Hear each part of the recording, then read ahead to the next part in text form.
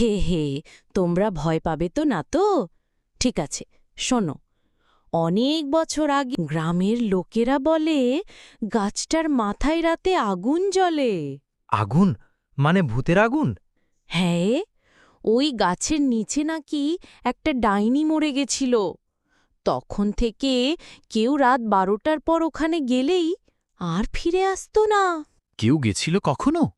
একবার গিয়েছিল এক ছেলে, নাম ছিল বিক্রম। ভয়কে ভয় পেত না।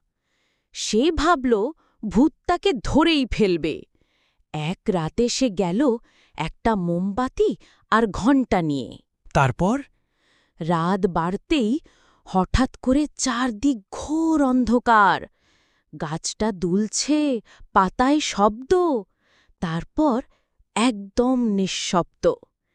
বিক্রম চোখ তুলে দেখল একটা উল্টো পাওয়ালা মহিলা গাছ থেকে নেমে আসছে। উল্টো পা?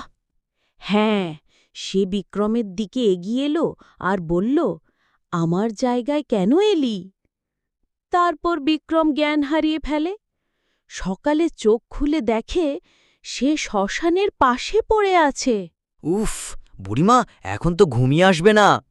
তাই বলি তো, ভূতের গল্প বেশি শুনলে রাতের বেলায় টয়লেটেও একা যেতে সাহস হয় না।